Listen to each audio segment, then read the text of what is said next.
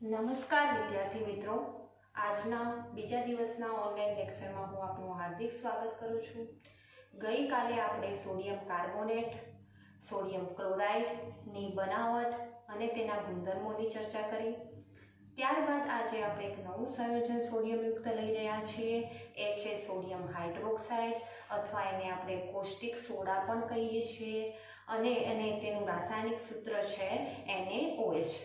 હવે આપણે અગાઉ જ્યારે હાઇડ્રોજન પ્રકરણ ભણી ગયા એ પ્રકરણમાં પણ સોડિયમ હાઇડ્રોક્સાઇડની બનાવટ આવી ગઈ હતી. યાદ કરો, જ્યારે આપણે NaClના બ્રાઇન દ્રાવણનું વિદ્યુત વિભાજન કરતા હતા ત્યારે એનોડ ઉપર Cl2 વાયુ અને કેથોડ ઉપર H2 વાયુ મળતું હતું અને જે તમારું દ્રાવણ નીચે બચતું હતું એ હતું સોડિયમ હાઇડ્રોક્સાઇડ એટલે કે કોસ્ટિક સોડા અને આપણે એને NaOH વડે પણ દર્શાવીએ છીએ. પરંતુ એ સમયે મેં તમને એની જે કોષ છે એની કેટલીક માહિતી આપી હતી, પણ ડીપમાં અથવા એની બનાવટ કઈ રીતે કરવામાં આવે છે, પાત્ર વિદ્યુત વિભાજનનું પાત્ર કઈ રીતે લેવામાં આવે છે, એનોડ ઉપર કયો ધ્રુવ લેવામાં આવે છે, કેથોડ ઉપર કયો ધ્રુવ લેવામાં આવે છે, એનોડ ઉપર કયા પ્રકારની પ્રક્રિયા થાય છે, તો આપણે બંને પ્રકારના કોષમાં ભણી ગયા. બે પ્રકારના કોષ કયા કયા? એક આપણો વિદ્યુત રાસાયણિક કોષ અને બીજો છે આપણો વિદ્યુત વિભાજન કોષ. વિદ્યુત રાસાયણિક કોષમાં આપણે બે જુદા જુદા પાત્રોની જરૂર પડે છે, જેમાં આપણા રાસાયણિક ઉર્જાનું વિદ્યુત ઉર્જામાં રૂપાંતર થતું હતું અને વિદ્યુત વિભાજન કોષ જ્યારે આપણે હાઇડ્રોજન પ્રકરણમાં ભણ્યા ત્યારે તેમાં રહેલી જે વિદ્યુત ઉર્જા છે એનું રાસાયણિક ઉર્જામાં રૂપાંતર કરીને એક નવું રસાયણનું નિર્માણ થતું હતું, જેમાં પાણીનું આપણે વિદ્યુત વિભાજન કર્યું હતું, બેરિયમ ઓક્સાઇડના દ્રાવણનું વિદ્યુત વિભાજન, હાઇડ્રોક્સાઇડના દ્રાવણનું વિદ્યુત વિભાજન કર્યું હતું. ત્યારબાદ NaClના બ્રાઇન દ્રાવણનું વિદ્યુત વિભાજન કરવાથી આપણે હાઇડ્રોજન વાયુની બનાવટ અથવા હાઇડ્રોજન વાયુ વિદ્યુત વિભાજન વડે મેળવતા હતા અને ત્યાં જ આપણને એક આ પોઈન્ટ મળી ગયો હતો કે આલ્કલી એટલે કે NaOH જેવા બેઝને પણ વિદ્યુત વિભાજન પદ્ધતિથી મેળવી શકાય છે. તો આજનો આપણો પોઈન્ટ છે NaOH અથવા તો એને આપણે સોડિયમ હાઇડ્રોક્સાઇડ પણ કહીએ છીએ અથવા એનું બીજું નામ છે કોસ્ટિક સોડા. તો આજે આપણે એના વિશે સંપૂર્ણ રીતે માહિતી પ્રાપ્ત કરીએ. તો આજનો આપણો પોઈન્ટ છે કોસ્ટિક સોડા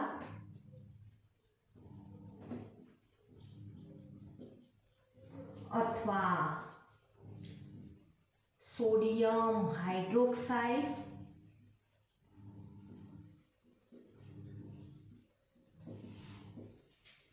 અને જેનું રાસાયણિક સૂત્ર છે NaOH. હવે વિવિધ પ્રકારના આપણે જ્યારે 12મા ધોરણમાં ભણીશું ત્યારે વિદ્યુત વિભાજન કોષ અલગ અલગ પ્રકારના હશે. હાઇડ્રોજન વિદ્યુત ધ્રુવના સંદર્ભમાં હશે, અન્ય વિદ્યુત ધ્રુવના સંદર્ભમાં હશે. એના વિશે બહુ ઊંડાણપૂર્વક માહિતી આપણે 12મા ધોરણમાં લઈશું. ઓકે, પણ હાલના આપણા પોઈન્ટમાં આપણે NaOHનું બનાવટ જે કરવી છે એ બનાવટ માટે જે વિદ્યુત વિભાજન કોષ લીધો છે એ કોષનું નામ છે કાસ્ટનર-કેલ્નર કોષ.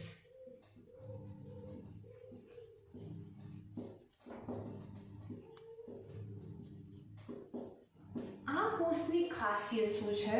તો પહેલા તો આપણે એ ચર્ચા કરી લીધી કે આ જે પ્રક્રિયા આપણે કરી રહ્યા છીએ એ પ્રક્રિયા આપણે વિદ્યુત વિભાજનની પ્રક્રિયા છે. તો મતલબ કે આપણે માત્ર એક જ પાત્રની જરૂર પડશે. અને યાદ કરો, અગાઉના પ્રકરણમાં આપણે વિદ્યુત રાસાયણિક કોષ હોય તો એનોડ જે તમારો છે એ ઋણ વીજભારિત હોય અને કેથોડ ધન વીજભારિત હોય. જ્યારે વિદ્યુત વિભાજન કોષમાં એનોડ તમારો ધન વીજભારિત અને કેથોડ ઋણ વીજભારિત હોય છે. વિદ્યુત વિભાજન કોષમાં એનોડ ધન વીજભારિત હોવાથી તેની તરફ ઋણ આયનો એટ્રેક્ટિવ થાય છે. વિદ્યુત રાસાયણિક કોષમાં જે તમારો કેથોડ જે છે એ ઋણ વીજભારિત હોવાથી વિદ્યુત વિભાજન કોષમાં તમારો કેથોડ જે છે એ ઋણ વીજભારિત હોવાથી તેના તરફ જે તમારા દ્રાવણમાં રહેલા ધન આયનો એટ્રેક્ટિવ થાય છે.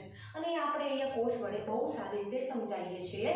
તો આપણો અહીંયા જે કાસ્ટનર-કેલ્નર કોષ છે એમાં માત્ર એક જ પાત્રની જરૂર પડશે. આ પાત્રમાં આપણે NaClનું બ્રાઇન દ્રાવણ લેવાનું છે.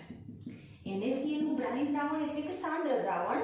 આપણે અગાઉ NaClની બનાવટ અને તેના ગુણધર્મોમાં ચર્ચા કરી કે NaCl આપણને દરિયાના પાણી પાણીમાં મળે છે, ક્ષાર રૂપે મળે છે, અને તેમાં પણ તેની સાંદ્રતા લગભગ તેના અંદર રહેલા ક્ષારોની સાંદ્રતા લગભગ 2.7 થી 2.9% જેટલી હોય છે।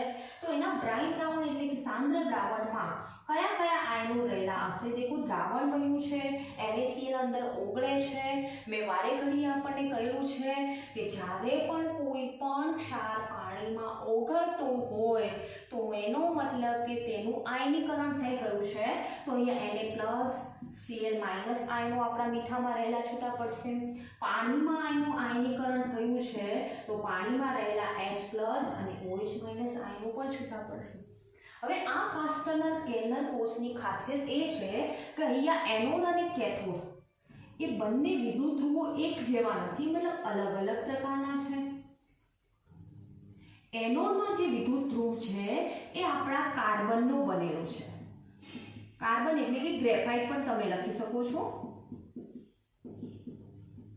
અને જ્યારે કેથોડનો વિદ્યુત ધ્રુવ છે એ મર્ક્યુરીનો બનેલો છે। એને આપણે Hg સંજ્ઞા વડે રજૂ કરીએ છીએ। જે તમારા મટીરિયલમાં H2 જેવું લખાયું છે એ ખરેખર Hg છે, મર્ક્યુરી છે, અને તેને બેટરી સાથે જોડીએ છીએ। બેટરી સાથે જોડવાનું ટાર્ગેટ આપણું એ છે કારણ કે અહીંયા આપણે વિદ્યુત ઉર્જાનું રાસાયણિક ઉર્જામાં રૂપાંતર કરીએ છીએ। આ આપણો જે વિદ્યુત ધ્રુવ છે એ એનોડનો બનેલો છે જે ધન વીજભારિત હોય છે। આ આપણો વિદ્યુત ધ્રુવ કેથોડનો બનેલો છે જે ઋણ વીજભારિત હોય છે। અને એનોડ જે છે આ ખાસ અહીંયા પ્રશ્ન નીટમાં પૂછાય છે અથવા તો આપણને ટૂંકા પ્રશ્નોમાં પૂછાય છે કે કાસ્ટર્નર કેલનર કોષમાં એનોડ શેનો બનેલો છે અને કેથોડ શેનો બનેલો છે। તો ખાસ આ બાબતને નોટ કરજો કે કાસ્ટર્નર કેલનર કોષમાં એનોડ જે છે એ કાર્બન અથવા આપણે એને ગ્રેફાઇટ પણ કહીએ છીએ તેનાથી બનેલો છે, અને જે કેથોડ છે એ મર્ક્યુરીનો બનેલો છે। આ ખાસ નોટ કરજો। અને એનોડ જે હોય છે વિદ્યુત વિભાજન કોષમાં એ ધન વીજભારિત હોય છે, જ્યારે કેથોડ જે હોય છે એ ઋણ વીજભારિત હોય છે। ત્યારબાદ અહીંયા આપણે ક્લોરાઇડ આયનના રિડક્શન પોટેન્શિયલનું મૂલ્ય સૌથી વધુ ઋણ હોવાથી એની રિડક્શન કરવાની ક્ષમતા બાકીની સાપેક્ષમાં હવે ઘટી જશે। તો ક્લોરાઇડ આયન રિડક્શન કરવાની ક્ષમતા ગુમાવે છે તો ઓફકોર્સ એ ઋણ વીજભારિત હોવાથી કઈ વૃત્તિ પ્રાપ્ત કરી શકશે? જો એનું રિડક્શન સહેલાઈથી નથી થતું ક્લોરાઇડ આયનનું તો પછી એનું શું થઈ શકશે? ઓક્સિડેશન। અને આપણું એનોડ જે ધ્રુવ છે જે ધન વીજભારિત છે તેના તરફ આ ક્લોરાઇડ આયનો જમા થઈ જશે। હાઇડ્રોક્સાઇડ આયનો પણ જમા થશે, પણ હાઇડ્રોક્સાઇડની સાપેક્ષમાં ક્લોરીનનું ઓક્સિડેશન સહેલાઈથી થાય છે। તો હવે ઓક્સિડેશન થવું એટલે આપણે રેડોક્સ પ્રક્રિયા બહુ સારી રીતે સમજી ગયા છીએ। નમસ્કાર વિદ્યાર્થી મિત્રો, આપણા બીજા દિવસના ઓનલાઈન લેક્ચરમાં હું આપનું હાર્દિક સ્વાગત કરું છું। આપણે આપણો કોઈ રાતની વાતમાં સમય વ્યર્થ કર્યા વગર આપણે ગઈકાલે કઈ બાબતોની ચર્ચા કરી તેની આપણે ફરીથી એકવાર માહિતી લઈ લઈએ। ગઈકાલે આપણે સોડિયમ કાર્બોનેટ અને સોડિયમ ક્લોરાઇડ જેવા અગત્યના સોડિયમના સંયોજનોની ચર્ચા કરી, જેમાં તેમની બનાવટ, તેમના ગુણધર્મો અને તેમના ઉપયોગોની ચર્ચા કરી। જે સોડિયમ કાર્બોનેટની બનાવટ છે એ સોલ્વે પ્રક્રમ પદ્ધતિ વડે કરવામાં આવે છે। સોડિયમ ક્લોરાઇડ જે છે એ આપણને દરિયાના પાણીમાંથી પ્રાપ્ત થાય છે, ઓકે। અને દરિયાના પાણીમાં પણ 2.7 થી 2.9% જેટલું ક્ષાર એટલે કે અન્ય ક્ષારના સ્વરૂપે મળે છે, જેનું આપણે પછી શુદ્ધિકરણ કરતા હતા। હવે આજનો આપણો પોઈન્ટ છે સોડિયમ હાઇડ્રોક્સાઇડ અથવા એને આપણે પૌષ્ટિક સોડા પણ કહીએ છીએ, જેનું રાસાયણિક સૂત્ર છે NaOH। Sodium hydroxide NaOH, okay. તો સોડિયમ હાઇડ્રોક્સાઇડનું બીજું નામ છે પૌષ્ટિક સોડા, જેનું રાસાયણિક સૂત્ર છે NaOH।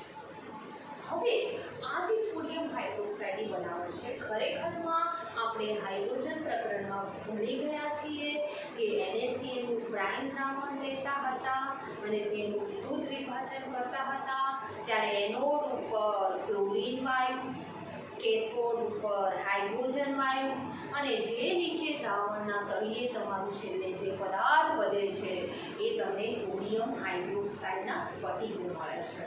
ઓકે, પણ ત્યાં આપણે જે એનોડ અને કેથોડ લીધો હતો એ બંને કોમન લીધું હતું, યા તો પ્લેટિનમનો એનોડ અથવા કેથોડ લેતા હતા અને યા તો પછી નિકલનો એનોડ અને કેથોડ લેતા હતા, પરંતુ અહીંયા એનોડ પણ અલગ હશે અને કેથોડ અલગ હશે। હવે કેટલીક સામાન્ય માહિતી જે વિદ્યુત રાસાયણિક કોષ અને વિદ્યુત વિભાજન કોષ વિશે આપણને ઓલરેડી અગાઉ પ્રાપ્ત કરી છે કે વિદ્યુત વિભાજન કોષમાં બે પાત્રોની જરૂર પડે છે। વિદ્યુત રાસાયણિક કોષમાં બે પાત્રોની જરૂર પડે છે, જ્યારે વિદ્યુત વિભાજન કોષમાં એક જ પાત્રની જરૂર પડે છે। વિદ્યુત રાસાયણિક કોષમાં એનોડ જે હોય છે એ તમારો ઋણ વીજભારિત હોય છે અને કેથોડ જે હોય છે એ ધન વીજભારિત હોય છે, જ્યારે વિદ્યુત વિભાજન કોષમાં એનોડ ધન વીજભારિત હોય છે જ્યારે કેથોડ ઋણ વીજભારિત હોય છે। આ બધું જ મેં તમને લખાવેલું છે, એક વખત હાઇડ્રોજન ચેપ્ટરમાં જરા નજર કરજો એટલે આ બધી બાબતો તમને ખબર પડશે। પણ આપણો તો મેઇન ટાર્ગેટ અહીંયા એ છે કે આપણે સોડિયમ હાઇડ્રોક્સાઇડ એટલે કે કોષ્ટિક સોડાની બનાવટ કરવી છે અને કોષ્ટિક સોડાની બનાવટ NaCl ના બ્રાઇન દ્રાવણમાંથી જ કરવાની છે। અને આ જે વિદ્યુત વિભાજન કોષ અહીંયા વાપર્યો છે એ વિદ્યુત વિભાજન કોષને કાસ્ટનર કેર્નર કોષ તરીકે ઓળખવામાં આવે છે। કયા કોષ તરીકે ઓળખવામાં આવે છે? કાસ્ટનર કેર્નર કોષ તરીકે, જે એક પ્રકારનો વિદ્યુત વિભાજન જ કોષ છે। હવે આપણે સારી રીતે જાણીએ છીએ કે વિદ્યુત વિભાજન કોષમાં માત્ર એક જ પાત્રની જરૂર પડશે અને વિદ્યુત વિભાજન કોષમાં આપણે ચર્ચા પણ કરી દીધી છે કે વિદ્યુત ઊર્જાનું રાસાયણિક ઊર્જામાં રૂપાંતર થશે। તો આપણે અહીંયા વિદ્યુત વિભાજન કોષ માટે પહેલા તો એક પાત્રની જરૂર પડશે, પછી દોડતા દોડતા જજો અને દરિયામાં જઈને પાણી એક ડોળ ભરી આવજો અને એ ડોળ ભરેલું પાણી અહીંયા નાખી દેજો। એ પાણીમાં આપણી પાસે NaCl અને પાણીનું મિશ્રણ હશે। હવે જો પાણીમાં NaCl દ્રાવ્ય થયો હોય તો આપણે આપણા ઓફલાઈન લેક્ચરમાં આ બધી બાબતો બહુ સારી રીતે સમજાવી છે કે જો કોઈ ક્ષાર પાણીમાં દ્રાવ્ય થાય તો મતલબ કે તેનું આયનીકરણ થઈ ગયું હશે। તો અહીંયા જે આપણી પાસે NaCl નો સ્ફટિક છે એ Na++ Cl- આયન રૂપાંતર પામી જશે અને એ સમયે ક્ષાર ઉમેરતા પાણીનું પણ વિભાજન થતા H+ અને OH- હવે યાદ કરો કે આટલું કર્યા પછી શું આપણું વિદ્યુત વિભાજન કોષ પૂર્ણ થાય? ક્યારેય નહીં, કારણ કે આપણે એક વિદ્યુત ધ્રુવ એનોડનો બનેલો લેવો પડશે અને બીજો વિદ્યુત ધ્રુવ કેથોડનો બનેલો લેવો પડશે। તો જે એનોડનો વિદ્યુત ધ્રુવ છે અને કેથોડનો વિદ્યુત ધ્રુવ છે, ડાબી બાજુ હંમેશા એનોડ હશે પણ વિદ્યુત વિભાજન કોષમાં એનોડ ધન વીજભારિત હશે અને કેથોડ જે છે તમારો વિદ્યુત વિભાજન કોષમાં એ ઋણ વીજભારિત હશે। આ કેથોડ છે, આ આપણો એનોડ છે અને તેને આપણે બેટરી વડે જોઈન કરવો પડશે। ચલો, ત્યારબાદ એનોડ અને કેથોડને જોઈન કર્યા પછી બેટરીના મારફતે વિદ્યુત પ્રવાહ મળશે। હવે દ્રાવણમાં આપણી પાસે 4 પ્રકારના આયન છે, જે પૈકી 2 ધન આયન છે અને 2 ઋણ આયન છે। આ પૈકી જે ઋણ આયન છે એની પાસે ઓલરેડી ઇલેક્ટ્રોનનું દાન કરવાની શક્તિ હોવાના લીધે ઋણ આયનની ક્ષમતા છે ઓક્સિડેશન, કારણ કે ઇલેક્ટ્રોન ગુમાવશે પોતાની પાસે છે અને ઇલેક્ટ્રોન ગુમાવવાની વૃત્તિ એટલે કે ઓક્સિડેશન વૃત્તિ, અથવા આપણે બીજી રીતે કહીએ તો ઓક્સિડેશન આંકમાં વધારો કરવાની વૃત્તિ એટલે ઓક્સિડેશન પામવાની વૃત્તિ। પણ આપણી પાસે અહીંયા 2 ઋણ આયન છે, શું બંને ઋણ આયન એના ઉપર આપણી પ્રક્રિયા કરીને નિકોજ આવશે? ના, આ બંને ઋણ આયન પૈકી ક્લોરાઇડ આયનની ઓક્સિડેશન પામવાની ક્ષમતા વધારે હોવાથી તે એનોડની આજુબાજુ આ રીતે જમા થઈ જશે। હાઇડ્રોક્સાઇડ આયનો પણ જમા થશે પણ એ ઓક્સિડેશન પામી નહીં શકે। તો ક્લોરાઇડ આયનો એનોડ પર જમા થતા પોતાની પાસે રહેલા ઇલેક્ટ્રોનને મુક્ત કરશે અને ક્લોરીન વાયુ આપશે। હવે આપણે બહુ સારી રીતે જાણીએ છીએ કે જે પણ અધાતુ તત્વો જે વાયુ અવસ્થામાં હોય એ હંમેશા અણુ સ્વરૂપે હોવા જોઈએ, પરંતુ આપણી પાસે નિપજમાં બે ક્લોરીન છે, જ્યારે પ્રક્રિયકમાં માત્ર એક જ ક્લોરાઇડ આયન છે, તો એને બે વડે ગુણીએ। હવે એક ક્લોરાઇડ આયન હતું તો એક ઇલેક્ટ્રોન મુક્ત કરે છે, તો બે ક્લોરાઇડ આયન બે ઇલેક્ટ્રોન મુક્ત કરશે, સિમ્પલ છે। ત્યારબાદ એક ક્લોરાઇડ આયનનો ઓક્સિડેશન આંક જો વધારો થાય છે કે ઘટાડો થાય છે એ આપણે જોવું છે કે શું થઈ રહ્યું છે। તો એક ક્લોરાઇડ આયનનો ઓક્સિડેશન આંક -1 હોય તો બેનો -2 થશે। ક્લોરીન અણુનો તો શૂન્ય જ હોય, -2 માંથી 0 એટલે કે ઓક્સિડેશન આંકમાં વધારો, અને ઓક્સિડેશન આંકમાં વધારો હોય તો કઈ પ્રક્રિયા આવે? ઓક્સિડેશન પ્રક્રિયા। તો એનોડ ઉપર પછી ભલે વિદ્યુત રાસાયણિક કોષ હોય કે વિદ્યુત વિભાજન કોષ હોય, એનોડ ઉપર હંમેશા ઓક્સિડેશન પ્રક્રિયા થશે। હવે કેથોડ ઉપર ફરીથી પાછા એનું એ જ કાર્ય કે ધન આયનો ઇલેક્ટ્રોન મેળવીને તટસ્થ બનશે અથવા તો અણુમાં રૂપાંતર પામશે અથવા તો પરમાણુમાં રૂપાંતર પામશે। પણ અહીંયા આપણી પાસે બે ધન આયનો છે, એક સોડિયમ આયન છે અને બીજો છે હાઇડ્રોજન આયન, જે પૈકી સોડિયમ આયનના રિડક્શન પોટેન્શિયલનું મૂલ્ય બહુ જ ઋણ છે, જ્યારે હાઇડ્રોજન આયનના રિડક્શન પોટેન્શિયલનું મૂલ્ય 0 છે। હવે 0 તો મોટી સંખ્યા કહેવાય ઋણ કરતા, તો જેના રિડક્શન પોટેન્શિયલનું મૂલ્ય વધુ તેની રિડક્શન પામવાની ક્ષમતા વધારે। તો સોડિયમ આયન કરતા જે આપણું સોડિયમ આયન કરતા હાઇડ્રોજન આયનના રિડક્શન પોટેન્શિયલનું મૂલ્ય વધુ હોવાથી હાઇડ્રોજન કેથોડ ઉપર રિડક્શન પામશે।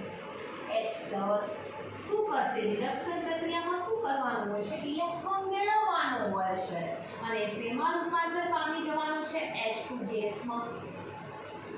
જે આપણને અહીંયા જે આપણા એનોડ અને કેથોડ ઉપર કોઈ ઉલટી નળી રાખી હશે, એ નળીમાં પરપોટા સ્વરૂપે તમને હાઇડ્રોજન અને ક્લોરીન એનોડ અને કેથોડ ઉપર મળશે। આપણે શું કરી રહ્યા છીએ? જે આપણા વિદ્યુત ધ્રુવો છે એમાં ઉલટી નળી રાખું છું, જેનાથી ખબર પડે કે હાઇડ્રોજન વાયુ મળે છે કે નથી મળતું, ક્લોરીન વાયુ મળે છે કે નહીં, કારણ કે વાયુ છે અને રંગવિહીન વાયુ છે, એના કોઈ રંગે નહીં દેખાય। જો કે ક્લોરીન તો તોય પીળા રંગનો વાયુ છે, પણ બાકી તો હાઇડ્રોજન તો આપણને જોવા પણ નહીં મળે। એટલે આપણે શું કરીએ છીએ? એનોડ અને કેથોડના સળિયા ઉપર આ રીતે ઉલટી નળી મૂકીએ છીએ, જેનાથી આપણને ક્લોરીન અને હાઇડ્રોજન વાયુના પરપોટા જોવા મળે છે। તો એનોડ ઉપર તમને ક્લોરીન વાયુ મળી જશે અને કેથોડ ઉપર તમને મળી જશે H2 વાયુ। ચલો, તો આટલું તો આપણા ક્લિયર થઈ ગયું, પણ અહીંયા આપણે જોઈ શકીએ તો બે H છે, જ્યારે પ્રક્રિયકમાં એક જ H છે। એક H+ એક ઇલેક્ટ્રોન સ્વીકારે તો બે H+ ને બે ઇલેક્ટ્રોન સ્વીકારવાની અનિવાર્યતા પડશે, અને ઓફકોર્સ જો ક્લોરીન બે ઇલેક્ટ્રોન ગુમાવ્યા છે તો સામેવાળા આયનને બે ઇલેક્ટ્રોન મેળવવા જ પડશે। હવે આપણે આનો પૂર્ણ કોષ લખીએ, સંપૂર્ણ કોષ પ્રક્રિયા। તો આપણને સંપૂર્ણ કોષ પ્રક્રિયા શું મળશે? આ 2 ઇલેક્ટ્રોન સામસામેની દિશામાં હોવાથી કટ ઓફ થઈ જશે અને મળશે આપણને 2Cl- 2H+ with Cl2 gas અને H2 ગેસ। એનોડ ઉપર Cl2 અને કેથોડ ઉપર H2।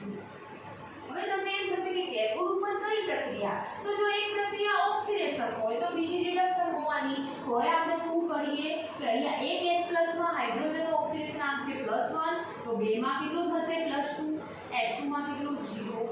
2 માંથી 0 બનવું, પ્લસ માંથી 0 માં જવું તો ઘટાડો થવો, અને ખબર છે કે રિડક્શન પ્રક્રિયામાં ઓક્સિડેશન આંકમાં ઘટાડો થાય છે। ઓકે, તો આ રીતે આપણા Na અને Cl જે છે એ પૈકી Cl- જે આયન છે એ આપણને એનોડ ઉપર મળી જાય છે। H+ અને OH- આયન પૈકી જે આપણો હાઇડ્રોજન આયન છે જેના રિડક્શન પોટેન્શિયલ મૂલ્ય સોડિયમ આયન કરતાં વધારે હોવાથી એ પહેલા રિડક્શન પામશે અને એ આપણને H2 સ્વરૂપે કેથોડ ઉપર મળી જશે. અહીંયા હવે આપણે જોઈએ તો ક્લોરાઇડ આયન 2 લીધા તો આ સમીકરણને 2 વડે ગુણીશું. હાઇડ્રોજન આયન 2 લીધા તો 2 વડે. જો હાઇડ્રોજનને 2 વડે ગુણ્યા હોય તો હાઇડ્રોક્સાઇડ આયનને પણ 2 વડે ગુણવું પડે કારણ કે એનો મોલનો જથ્થો સરખો હોવો જોઈએ. જો ક્લોરાઇડ આયન 2 મોલ લીધા હોય તો NaCl ના Na+ ના પણ 2 મોલ લેવા પડશે. આ રીતે સંપૂર્ણ કોષ પ્રક્રિયા થયા પછી તમે અહીંયા જોઈ શકો છો કે આ જે બે જથ્થો છે H+ માંથી H2 બની ગયા અને Cl- માંથી Cl2 બની ગયા. તો હવે બાકી શું રહ્યું છે તમારા દ્રાવણમાં? તો બાકી રહેલ પદાર્થ આપણો છે 2Na+ અને 2OH- અને આ ભેગા થાય એટલે શું આપશે? 2NaOH આપણને. અને એ જે સ્ફટિક મળે છે એ સફેદ કલરનો તમારા પાત્રના તળિયેકાંઠે સંપૂર્ણ પાણીના અણુમાંથી H+ દૂર થઈ જશે, NaCl ના અણુમાંથી Cl- દૂર થઈ જશે. તો આપણું બાકી શું રહ્યું છે? Na+ દ્રાવણમાં બાકી છે અને OH- બાકી છે. તો એ આપણને અહીંયા સ્ફટિક સ્વરૂપે NaOH ના રૂપમાં આપણને મળી જશે. તો આ પાસ્ટર્નર કેર્નર કોષ જે છે એ કોષ વડે આપણે NaCl ના બ્રાઇન દ્રાવણમાંથી સોડિયમ હાઇડ્રોક્સાઇડની સંપૂર્ણ બનાવટ અહીંયા પૂર્ણ કરીએ છીએ. કોઈ પણ આમાં ડાઉટ હોય તો પ્લીઝ મને કોમેન્ટમાં લખજો, અધરવાઇઝ પર્સનલ મેસેજ પણ કરી શકો છો. ઓકે. હવે કોઈ પણ રસાયણ છે એની બનાવટ થયા બાદ તેના ગુણધર્મો આવે છે અને ગુણધર્મોમાં પણ બે પ્રકારના ગુણધર્મો, એક એના ભૌતિક ગુણધર્મો અને બીજા રાસાયણિક ગુણધર્મો. તો જે NaOH ના ભૌતિક ગુણધર્મો છે એ ભૌતિક ગુણધર્મોમાં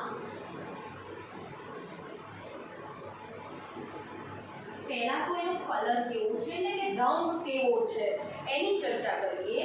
તો હાલ જ મેં વાત કરી કે એ સફેદ કલરનો પાત્રના તળિયે મળશે. મતલબ કોમન વસ્તુ છે કે સફેદ કલરનો સ્ફટિકમય ઘન પદાર્થ છે પણ Na2CO3 અને NaCl એ સફેદ કલરના અને સ્ફટિકમય ઘન પદાર્થ હતા પણ તેઓ અપારદર્શક હતા. મતલબ આર પાર જોઈ શકાય એવું કોઈ મતલબ NaCl નું સ્ફટિક લઉં કે સોડિયમ કાર્બોનેટનું સ્ફટિક લઉં તો એને સ્ફટિકના સામે કોઈ વસ્તુ છે એ મને નિહાળી ના શકું. મતલબ આર પાર એને આપણે જોઈ શકીએ નહીં.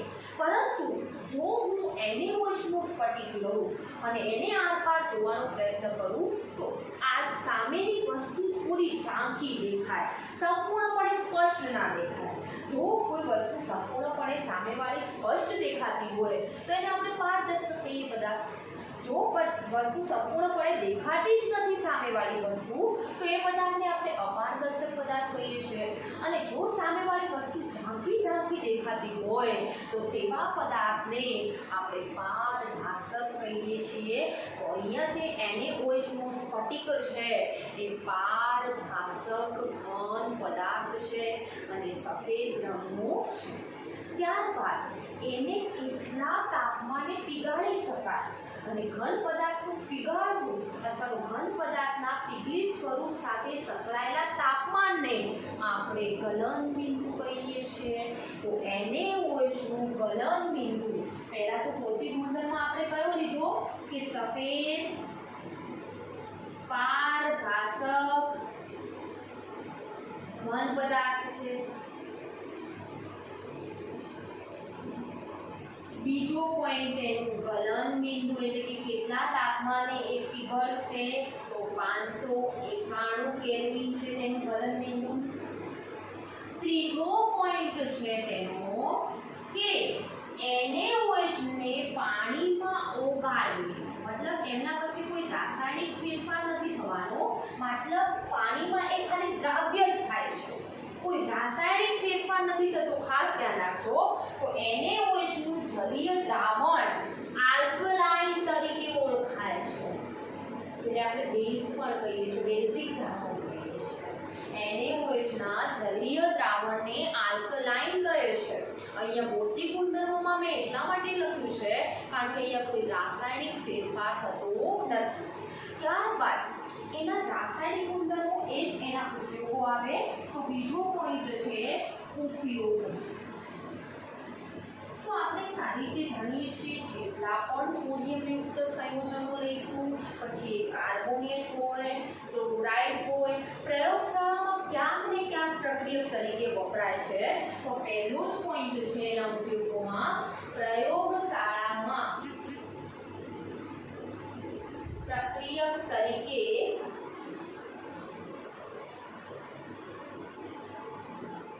તમને પ્રશ્ન થાય ટીચર પ્રયોગશાળામાં પ્રક્રિયા તરીકે કઈ રીતે વળી? તો તમને ખબર છે કે NaOH એક બેઝ છે, એને કેટલાય એસિડો સાથે ઓગાળો, કેટલાય એસિડો સાથે પ્રક્રિયા કરો, અસંખ્ય એસિડ સાથે અસંખ્ય પ્રકારની નિકોતિન, જેમ કે NaOH ને હાઇડ્રોક્લોરિક એસિડમાં ઓગાળશો તો સોડિયમ ક્લોરાઇડ અને પાણી આવશે।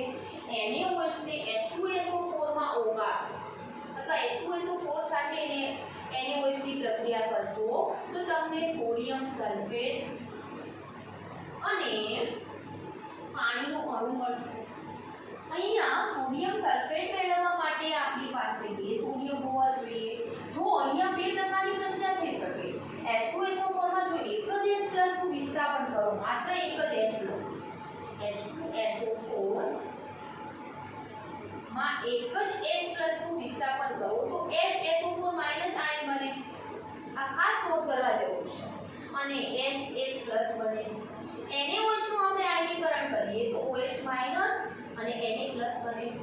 ત્યારે જો તમે પ્રક્રિયા કરો તો સોડિયમ સલ્ફેટની જગ્યાએ સોડિયમ બાયસલ્ફેટ મળી શકે। NaHSO4 પાણીનો અણુ જો એક જ H+ નું વિસ્થાપન થાય તો હંમેશા બાયસલ્ફેટ મળશે અને 2 H+ નું વિસ્થાપન થશે તો એ સલ્ફેટ આયન આવશે।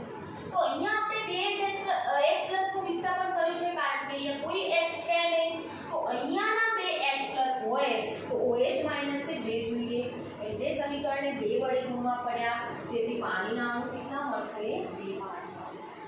તો અહીંયા તમે એના ઉપયોગો અથવા રાસાયણિક ગુણધર્મો પણ તમે કહી શકો એને કે પ્રયોગશાળામાં તે પ્રક્રિયક તરીકે વપરાય છે। પ્રયોગશાળામાં થતી ઘણી બધી રાસાયણિક પ્રક્રિયામાં NaOH સૌથી અગત્યનો ભાગ ભજવે છે। ત્યારબાદ કાપડ ઉદ્યોગોમાં પણ તેનો બહોળો ઉપયોગ થાય છે। કાપડને હોઈ શકે એટલું સુવાળું બનાવવા માટે અથવા સોફ્ટ બનાવવા માટે NaOH અગત્યનો ભાગ ભજવે છે, કારણ કે કાપડ મોટા ભાગે રેશમમાંથી અથવા તો ઊનમાંથી બનતા હોય છે। ઊન એ એક પ્રકારનું પ્રાણીનો આપણો ઉપરનો જે રૂવાટી કહીએ છીએ એ રૂવાટીનો જ ભાગ હોય છે। તો એ કપડાં સુવાળા શેના લીધે બને છે? તો એને NaOH-માં ઓગાળવામાં આવે છે અથવા NaOH-માં 1 કે 2 દિવસ પડ્યા રાખે છે।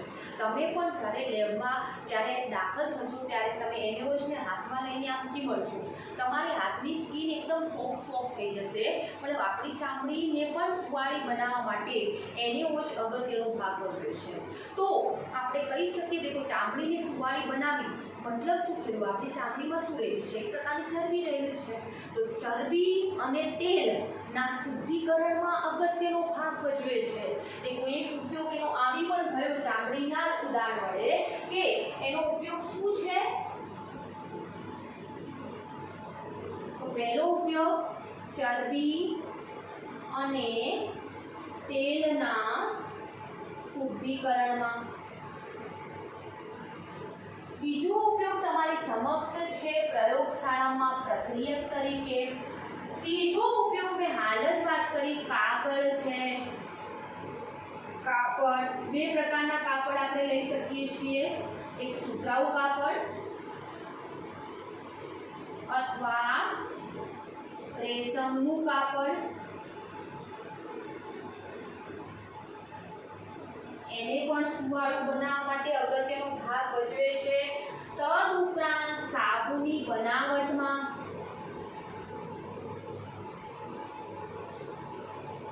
યાદ કરો આપણે જ્યારે હાઇડ્રોજન પ્રકરણ ભણ્યા ત્યારે સાબુ એટલે શું? કે જ્યારે કઠિન પાણીનો પોઈન્ટ આવ્યો ત્યારે આવ્યું હતું કે કે કहीं પાણી સાબુના અંદર ફીણ ઉત્પન્ન કરવા દેતું નથી. તો સાબુ એટલે શું? તો આપણું જે સ્ટીઅરિક એસિડ હતો એના અંદર આપણે NaOH ઓગાળતા હતા, એટલે કે NaOH ને અંદર દાખલ કરતા હતા ત્યારે સ્ટીઅરિક એસિડનો સોડિયમ ક્ષાર એટલે કે સોડિયમ સ્ટીઅરેટ મળતો હતો. અહીંયા જગ્યાના અભાવના લીધે આપણે અહીંયા આગળ વધીએ તો સ્ટીઅરિક એસિડ એટલે એનું સૂત્ર હતું, યાદ કરો, C17H35COOH, જેને આપણે સ્ટીઅરિક એસિડ કહીએ છીએ. આ સ્ટીઅરિક એસિડની આપણે NaOH સાથે પ્રક્રિયા કરતા હતા. देखो આ પદ્ધતિ કઈ છે બેટા? સાબુની બનાવટ. તો સાબુની બનાવટમાં સ્ટીઅરિક એસિડની પ્રક્રિયા સોડિયમ હાઇડ્રોક્સાઇડ સાથે કરતા સ્ટીઅરિક એસિડનો સોડિયમ ક્ષાર મળતો હતો, એટલે કે અહીંયાના H+ નું વિસ્થાપન Na+ વડે થઈ જતું, એટલે કે Na દાખલ થઈ જતો હતો એની જગ્યાએ, અને અહીંયાનો H+ અને અહીંયાનો OH- આયન ભેગા થઈને પાણીઓનું બનાવતા. તો સાબુની બનાવટમાં પણ અગત્યનો ભાગ ભજવે છે. એ સિવાય આપણને વિવિધ પ્રકારની પેટ્રોલિયમ પેદાશો મળે છે, જેમ કે પેટ્રોલ છે, ડીઝલ છે, નેફ્થા છે, ડામર છે. એના પણ શુદ્ધિકરણમાં NaOH અગત્યનો ભાગ ભજવે છે. મતલબ ક્યાંક ને ક્યાંક સારા દ્રાવક તરીકે વર્તે છે, એને ધોવાનું કામ કરે છે, એની અશુદ્ધિઓને દૂર કરવાનું કામ કરે છે. ત્યારબાદ એના પછી આપણે એક સમૂહ 13 માં આપણે એલ્યુમિનિયમ વિશેની જ્યારે માહિતી પ્રાપ્ત કરીશું ત્યારે એક એલ્યુમિનિયમની સૌથી અગત્યની અને મુખ્ય ખનિજ આવશે બોક્સાઇટ. તો બોક્સાઇટની બનાવટમાં પણ બોક્સાઇટના શુદ્ધિકરણમાં પણ આપણું NaOH સૌથી અગત્યનો ભાગ ભજવે છે. તો આ રીતે NaOHના બહુ બધા ઉપયોગો છે. ઓકે, કાપડ ઉદ્યોગોમાં ઉપયોગી છે, મતલબ રેશમના કાપડ અને સુતરાઉ કાપડને સુવાળું બનાવવા માટે. કાગળ ઉદ્યોગોમાં પણ ઉપયોગી છે, સાબુની બનાવટમાં પણ ઉપયોગી છે, પ્રયોગશાળામાં પ્રક્રિયક તરીકે પણ ઉપયોગી છે, આપણા ચરબી અથવા તો તેલના શુદ્ધિકરણમાં પણ ઉપયોગી છે, પછી પેટ્રોલિયમ પેદાશોનું પણ શુદ્ધિકરણ કરે છે, અને એલ્યુમિનિયમની સૌથી અગત્યની ખનિજ બોક્સાઇટનું પણ શુદ્ધિકરણ અહીંયા સોડિયમ હાઇડ્રોક્સાઇડ વડે શક્ય બને છે. તો અહીંયા આપણું સોડિયમ હાઇડ્રોક્સાઇડના બનાવટ, ગુણધર્મો અને ઉપયોગો પૂર્ણ થાય છે. આ હોઈ શકે તો સ્ક્રીનશોટ લઈ લેજો, જેથી કોઈ પણ ડાઉટ હોય તો ડાઉટ અહીંયા તમારો ક્લિયર થઈ જાય.